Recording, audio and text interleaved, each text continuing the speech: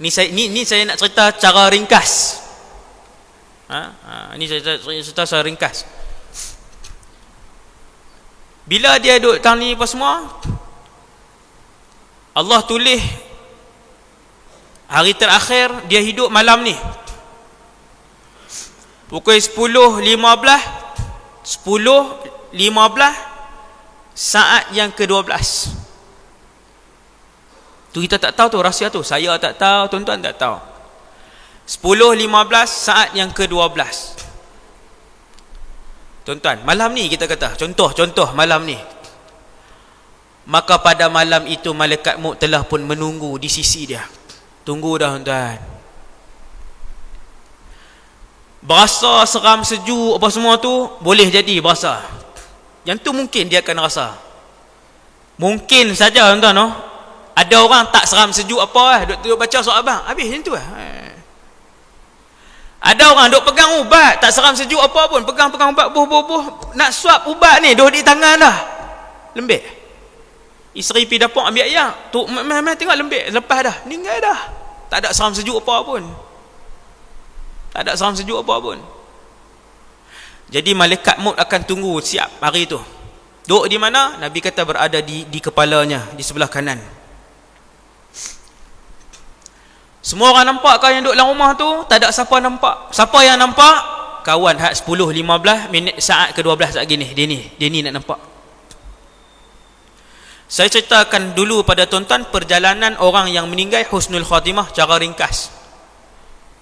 Sebab cerita tu saja 20 minit perjalanan dia. Saya cerita 5 minit. Bila orang yang meninggal, orang soleh meninggal, ni cerita orang soleh.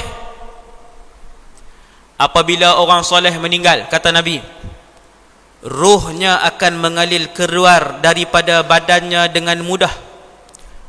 Macam mana mudah Ustaz? Macam mana mudah ya Rasulullah? Seperti mana mudahnya air yang keluar meninggalkan botolnya, bekasnya. Ni saya buka, saya tuang. Cepat ke lambat? Cepat. Yang mengalir cepat itu adalah ruh orang soleh. Yang seperti air. Orang tak soleh hak meninggal fasik, sekali saya cerita. Nabi sebut macam mana pula. Orang soleh ni pasal apa ruh dia senang keluar? Kerana ruh itu sudah lama merindui Allah. Kerana ruh itu sudah lama merindui Rasulullah. Dia semayang, dia teringat Allah. Dia zikir, dia teringat Allah. Dia duduk dalam kereta, dia teringat Allah. Dia duduk atas katil, dia teringat Allah.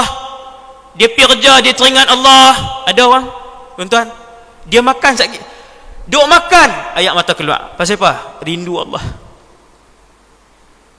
Rindu Allah. Merindui Allah. Ni orang soleh. Orang soleh ini apabila sampai hari dia mati, maka ruh dia mengalir keluar dengan laju. Tapi walaupun laju, sakit tetap sakit, cumanya tak lama.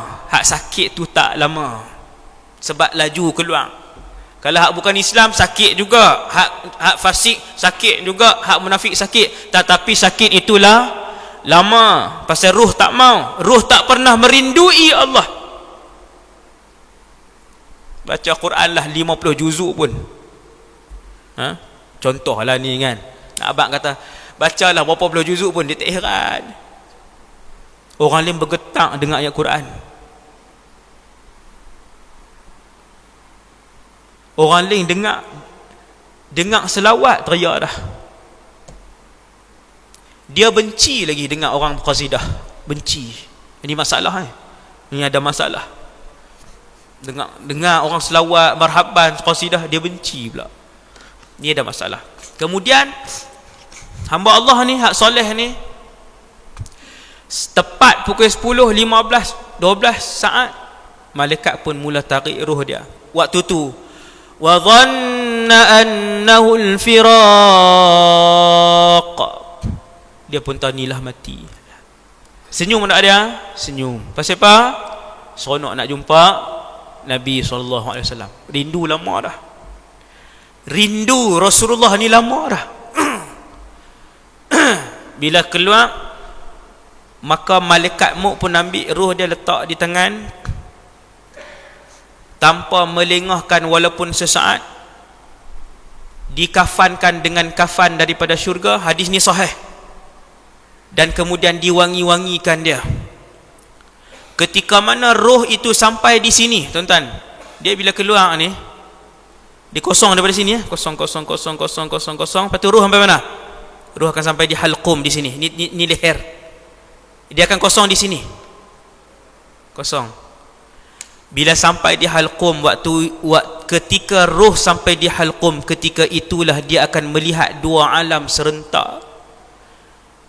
Yang pertama ialah alam dunia, hak dia duk ada dalam bilik tu. Dia waktu tu bilik tu duk nampak lagi. Waktu duk tengah tarik tu roh sampai sini duk nampak lagi. Alam kedua yang dia akan tengok buat pertama kalinya, alam ghaib yang menguji keimanan kita. 5-60 tahun kita duk dengar pasal alam ghaib. Itulah hari pertama kita akan melihat makhluk ghaib, iaitulah malakul maut. Kata Nabi sallallahu alaihi wasallam, apabila kamu memandang ke atas, kita tengok tang mana? Orang mati tengok mana? Dia tengok tang ni. Selama ni kita duduk heran pasal apa dia suka tengok tang ni? Suka apa tang ni malaikat maut duduk? Dia duduk ikut roh dia tu. Dia ikut roh, dia tengok roh dia. Tu dia tengok sini. Bila kali pertama dia pandang malaikat maut, seandainya wajah malaikat maut ketika itu adalah seperti rembulan yang terang benderang, datang dengan wajah yang berseri-seri, maka ketahuilah sesungguhnya dia mati dalam keadaan husnul khatimah. Alhamdulillah. Tuan-tuan, siapa yang mati husnul khatimah, dia boleh lega dah. Sayyidina Uthman kata, alam barzakh ini adalah penentu yang kuat. Sesiapa yang baik mati barzakhnya, maka mudahlah selepas alam-alam yang lainnya. Dia mudah, step seterusnya mudah. Lega dah dia. Dan kata Sayyidina Uthman, sesiapa yang buruk barzakhnya, maka susahlah alam-alam yang selepas itu. Bila tuan-tuan nak tahu kata kita ni husnul khatimah, tengok muka malaikat maut, tahu dah. Dia senyum kat kita, dia main dengan rupa yang elok punya lah, segak.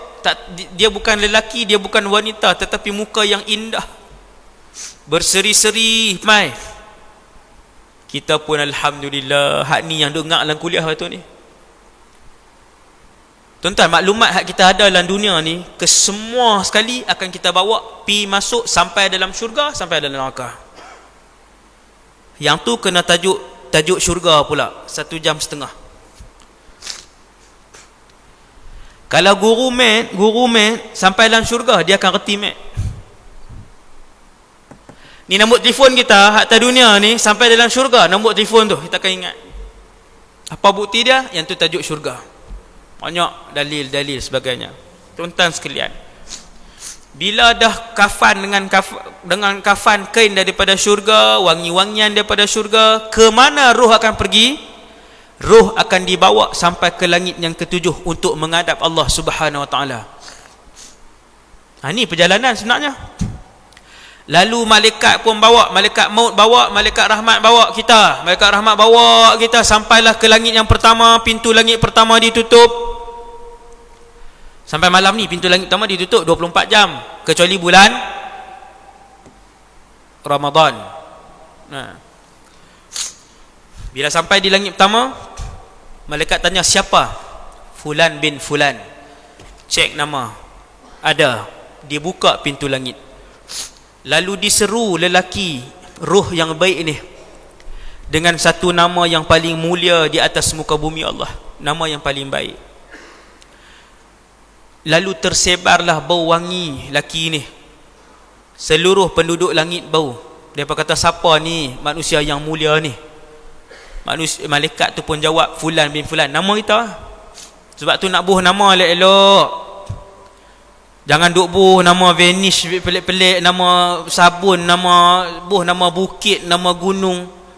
Nak bubuh nama, bubuh elok-elok, kerana kalian akan dipanggil dengan nama kalian dan nama ayah kalian di padang mahsyar. seperti mana nama kalian dipanggil di atas dunia dulu. Nama yang mulia. Naik langit apa semua, sampai langit 7, Allah Subhanahu wa taala puji dia, roh yang baik. Kemudian Allah arahkan buku amalan dia, dibawa buku amalan kita. Kalla inna kitabal abrari lafi illiyin. Tak di mana? Satu tempat bernama Illiyin. Dengar tuan-tuan, nah, kalau nama Illiyin, yang tu tempat tu nak letak buku amalan orang-orang soleh, kita pun alhamdulillah tak di situ. Buku orang soleh letak di Illiyin. Habis letak di situ, kembalikan dia. Pergi ke mana? Alam barzakh. Kita pun dikembalikan, turun balik daripada langit ke-7 tu, turun masuk ke bawah. Mayat kita, badan kita dimandikan, dikafankan, disolatkan, kemudian ditanam. Habis tahlil, talqin apa semua, orang pun dah tanam apa semua, dah kebumikan kita. Orang pun akan tinggalkan kita. Nabi kata kalian akan mendengar bunyi tapak kaki orang terakhir yang meninggalkan tanah perkuburan. Doa apa kita nak banyakkan kepada orang yang meninggal ni? Nabi ajak dua doa. Allahumma ighfir lahu wa thabbithu 'inda su'al. Ya Allah, ampunkanlah dia. Ya Allah, tetapkanlah lisannya untuk menjawab sekali. Sekali ni nak jawab lah. Ulang dua doa ni. Berapa lama nak ulang dua doa ni? Lebih kurang 1 jam daripada dia dikebumikan. Ulang 1 jam tu. Sesiapa yang didoakan oleh, ni hadis hadis sahih. Sesiapa yang didoakan oleh sebanyak 70 orang soleh, maka Allah akan mencabut daripadanya siksaan azab kubur. Ramai ke kawan kita yang soleh? Kalau kita geng motor besar, yang paling ramai main waktu kita meninggal siapa dia? Geng motor besar. Kalau semua geng motor besar tu geng mengaji apa semua, alhamdulillah. Pakat baca Quran, pakat doa kita, alhamdulillah. Kalau kita askar, tentera masih berkhidmat, meninggal, yang paling ramai main hari kematian kita siapa? Tentera. Faham tak tuan-tuan? Bukan nak kata siapa kerja ni mulia, siapa kerja ni tak mulia tak. Dengan siapa kita berkawan, mereka inilah yang paling banyak memenuhi tanah perkuburan pada hari kematian kita. Dan inilah yang disebut oleh Rasulullah, sesiapa yang didoakan oleh sekian-sekian bilangan orang soleh, Allah ampunkan dia. Siapa kawan kita? Selalukah kita menjejakkan kaki ke Mak Tafiz? Selalukah kita menjejakkan kaki jumpa dengan anak-anak di sekolah agama ni? Nampak tuan-tuan? Bawa lah beras 10 kilo sebulan, 10 kilo aja bawa. Budak-budak kenal, Ustaz, pakcik mai dah, pakcik ada bawa beras tu. Dia kenal dia ni 6 tahun duk bagi beras, 5-6 Mak Tafiz dia buat pi. Hari dia mati, mereka tak pi tengok dia. Pakcik ada umai 6 tahun dah beras kat kita, meninggal. Satu van ustaz tu bawa pi, ustaz nu pun bawa pi, ustaz nu bawa pi. Penuh orang soleh hari kematian dia. Kita kawan banyak tak mana? Banyak kedai makan. Hari mati semua geng kedai makan penuh. Toke roti canai, toke pasembok, toke tu penuh hari mati kita. Bukan tang pekerjaan tu, ramaikan kawan orang soleh. Ibu-ibu pun sama, cari sekolah-sekolah agama, cari tafiz, cari anak-anak tafiz ni. Hak ramai, hak 5-60 orang buat pi. Bukan nak suruh bagi 100 kilo beras sebulan. Buat pi 5 kilo pun dia pun ingat muka kita. Dia tahu dah, kita mai dia tahu dah, ni makcik beras, ni makcik gula. Bukan sakit kencing manis. Makcik ni mesti buat mai gula. Sebulan 5 kilo dia buat mai. 5 kilo 6 Mak Tafiz, 4 Mak Tafiz. Tuan-tuan, Habis kawan ni semua orang balik, Nabi kata kamu akan mendengar bunyi tapak kaki orang terakhir, ahli keluarga kamu yang terakhir yang meninggalkan tanah perkuburan. Kemudian habis roh kamu akan dikembalikan. Ini cerita dia. Fayujlisadihi, lalu dia akan didudukkan oleh dua orang malaikat. Dengar, ni kita nak lalu ni, saya nak lalu, tuan-tuan nak lalu perjalanan ni. Roh kita akan dikembalikan, kita akan didudukkan macam ni. Ni kita baring macam ni, duduk je. Duduk je. Yang ni lah barzakh waktu tu.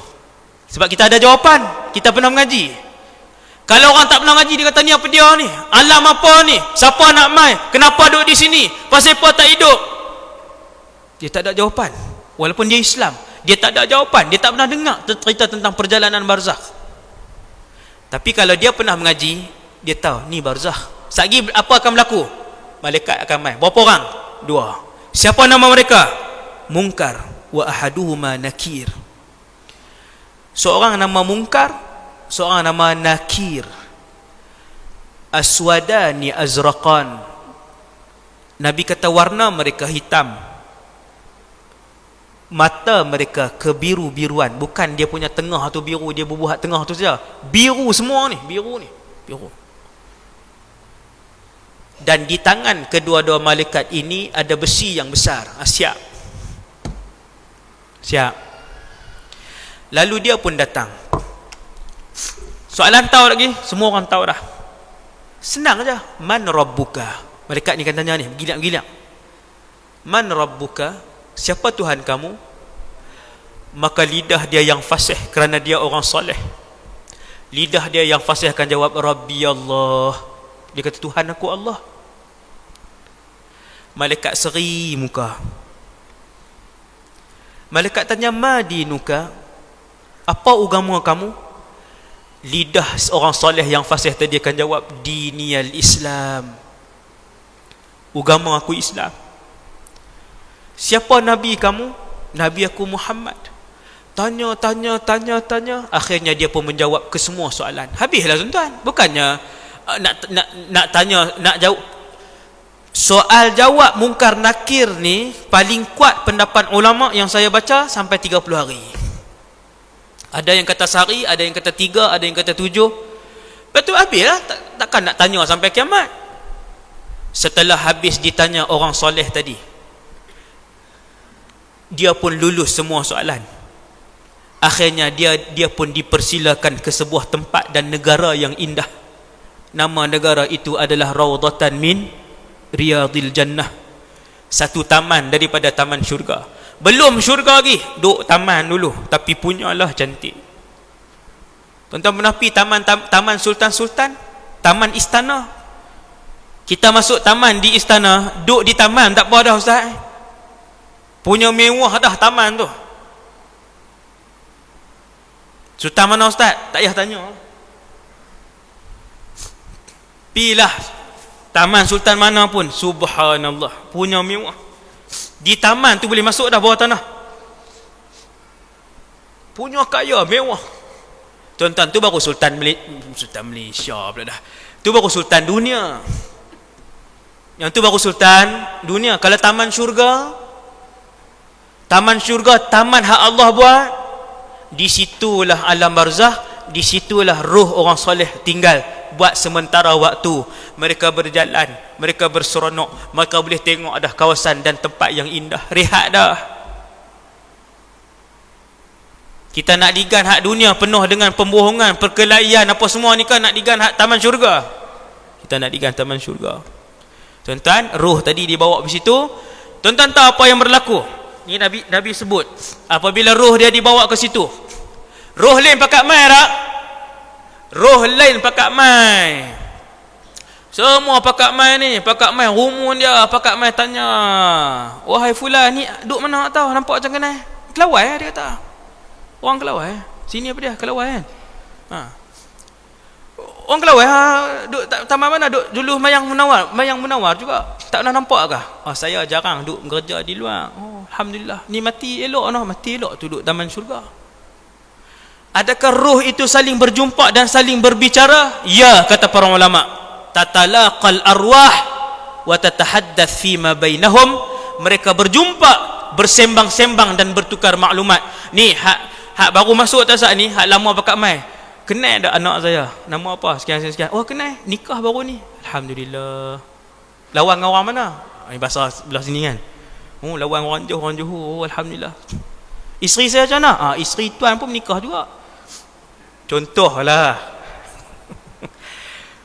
Ni contoh saya buat. Cumanya nak bagi tahu, depa akan tanya hak baru masuk ni. Yang baru masuk ni, semua kat mai duk rumun apa mai tanya. Allahu akbar. Berehat dah, boleh rehat dah. Hak nak susah, hak nak letih ibadah dunia saja. Alam sana bukan nama dia alam ibadah. Bahkan tidak dibenarkan untuk orang sembahyang di alam barzakh di dalam syurga. Tak dibenarkan. Tuan-tuan, ibadah tidak dibenarkan lagi di dalam syurga dan di alam barzakh. Tak ada dah. Malaikat kata ni alam barzakh, tak ada dah. Yang mana duduk taman syurga, berseronoklah kalian. Taman syurga, tuan-tuan. Roh yang duduk di taman syurga boleh tak jumpa dengan kita? Ni ulama bahas dalam kitab tauhid. Jawapannya boleh. Tuan-tuan tak nak jumpa dengan waris-waris yang dah meninggal dah. Dibahas dalam kitab tauhid. Roh kita bila kita tidur, roh kita boleh, ni ada dalil Quran, ada dalil Quran. Bila dua roh ni bertemu, roh orang yang tidur di dunia dengan roh di alam barzakh, bila saat perpisahan, Allah akan lepaskan roh yang orang tidur tadi ni untuk kembali ke dunia, dan kemudian Allah akan pegang roh yang orang hak di alam barzakh tu. Dia tak boleh pergi lah. Boleh berjumpa, tuan, di dalam alam mimpi. Kalau yang jumpa tu betul lah tu. Sembang tanya kan, ramailah macam-macam cerita lah, macam-macam cerita. Jumpa, ada yang jumpa Tok Wan dia, ustaz, ada yang jumpa Tok Wan saya. Dia pakai baju putih. Lepas tu dia tunjuk retas putih semua, retas tapi kosong. Apa dia, ustaz? Ada satu orang, adik dia cacat, sindrom Down, meninggal awal. Selalunya sindrom Down ni meninggal awal. Depa tak mukallaf. Depa ni tak mukallaf. Kan dia mata ni lah, Mongolia tu kan, muka Mongol tu. Sindrom Down, meninggal. Abang dia, saya tak ingat abang dia atau adik dia meninggal. Abang dia. Kemudian mimpi, si adik ni mimpi. Jumpa. Bila mimpi, jumpa abang sindrom Down dulu ni, hak cakap pun tak faham apa semua ni. Dalam mimpi tu bercakap seperti orang berakal. Ustaz, abang saya mai kat saya, bagi salam, tanya sihat ke tidak, bersembang dengan saya. Dia dah sempurna, ustaz, boleh cakap elok. Dia pesan kat saya, dia kata, kejarlah akhirat, dia kata. Kerana sesungguhnya Allah, dia kata, abang berada di satu tempat yang sangat indah, yang keindahan itu tidak dapat dilihat di atas muka bumi Allah Subhanahu Wa Taala. Tak boleh tengok di dunia ni, tak boleh tengok. Itulah taman syurga. Sebab tu orang duduk taman syurga, dia tak pernah teringin untuk kembali ke, tak pernah teringin. Orang Kedah kata tak pernah, orang Utara kata tak pernah. Kasar pula tu kan. Yang sudah duduk di taman syurga tak pernah kebulung untuk kembali ni, nak mai alam hak penuh dengan penipuan dan hasad dengki ni.